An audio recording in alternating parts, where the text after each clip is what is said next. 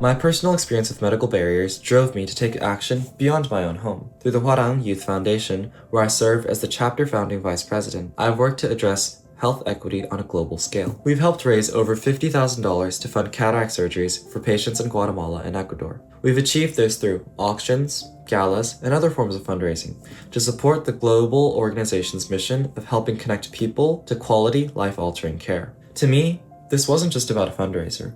It was about the fact there are people out there that are living in literal darkness simply because they can't afford a simple medical procedure. Seeing that we could restore someone's entire quality of life through collective action reinforced my mission. It taught me that healthcare shouldn't be a reward for those who can afford it.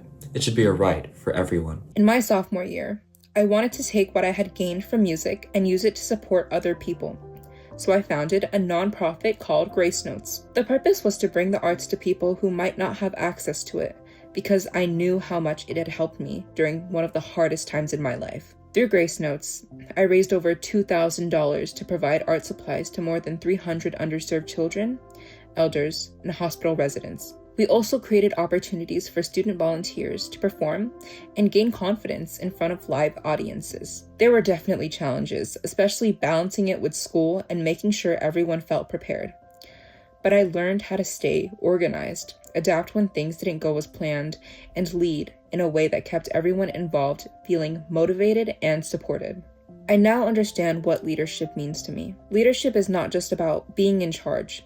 It means showing up consistently, even when things are difficult. A moment where I demonstrated leadership was during my time in the BAVIC video production program. During one of our first group projects, my team was very quiet, and many people seemed hesitant to share their ideas. I recognized that we needed a supportive environment to move forward, so I stepped in to help guide the group. Even though I'm naturally a quiet person myself, I knew that I had to step out of my comfort zone in order to help the team succeed. I started by sharing a few ideas to get the conversation going and encouraged others to contribute their thoughts as well. I focused on creating a space where everyone felt comfortable speaking up, especially those who were more quiet.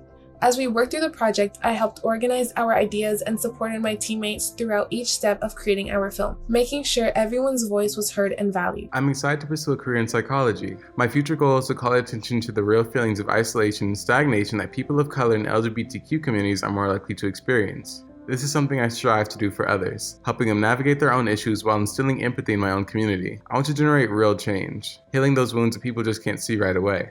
To do this, I plan to interact with different community-based organizations that will allow me to expand my interest in psychology and provide help to those in need. I strongly believe in respecting our differences and understanding of ourselves and each other to extend more kindness to those around us and foster healthier habits. As a vice chair of my school's art council, I have devoted myself to student advocacy and community organizing, often sacrificing time and comfort to lift voices that are too often ignored.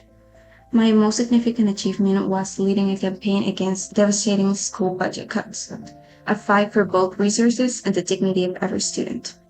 After an initial attempt met with silence, I rallied 50 student advocates to petition the district, each signature a stand against indivisibility.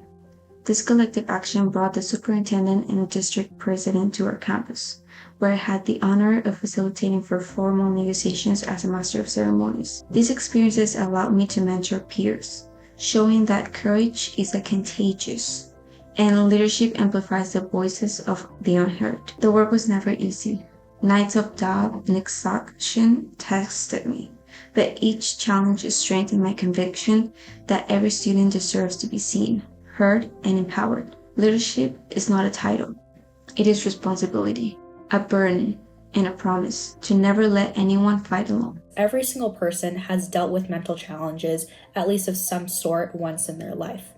That's why I think it is imperative for mental health resources to be accessible for all those seeking emotional support and not just those who happen to be first in line. My work as the public health chair on the newly created District 1 Youth Council gives me the opportunity to do exactly that. In this role, I advise the San Francisco Youth Commission on the street safety and health equity challenges facing youth.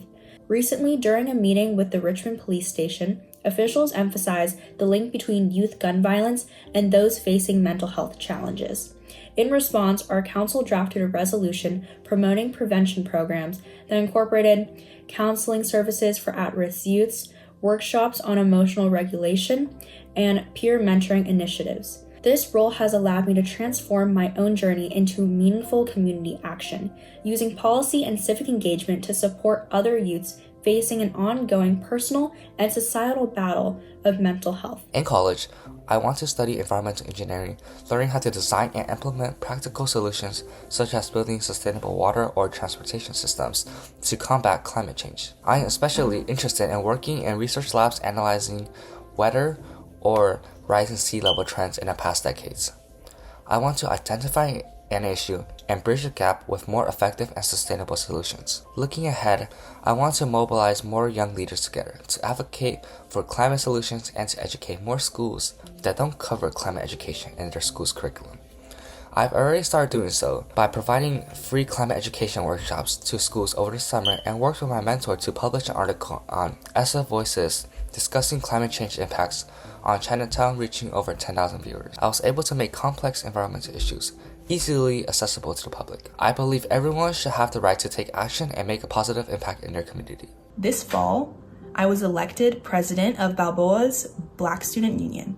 I became more involved with the club because I wanted to build deeper connections with my Black peers and foster a safe space to celebrate our Black excellence. After observing a lack of interest from members during meetings, I took initiative by writing and receiving a $1,000 grant for the BSU. With the money, I planned a field trip to the Black Power exhibit and the Black Panther Museum in Oakland, plus a lunch at a Black-owned restaurant. Through my experience with BSU, I've learned that leaders don't just listen to everyone's ideas, but take action based on their input. At the same time, I've realized it's just as important to communicate clearly with well-developed timelines and delegate tasks so that I'm not the only person carrying the responsibilities. I remember staying up late one night reviewing for a test while also managing a flare-up of eczema. I've worked hard to maintain strong grades, earning honor roll and straight A's every year of high school, and I scored a 5 on the AP World exam. These achievements aren't just letters and numbers, they reflect the mindset I've developed. Even when dealing with physical discomfort or personal challenges, I've learned to stay disciplined, committed, and persistent. As an only child,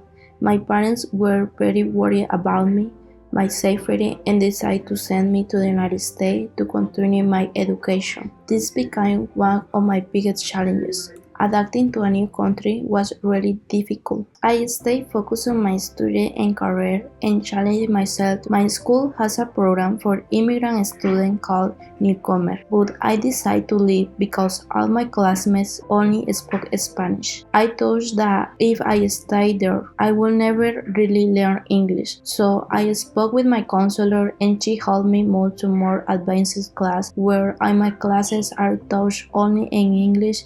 This change opened many doors, and I was able to join UCSF Mission Bay Hub, where we focus on science and health. Later, I was able to start an internship at Kaiser. I hope to continue motivating others with my story and prove that through hard work and determination, anything is possible. Thank you for your consideration on this scholarship.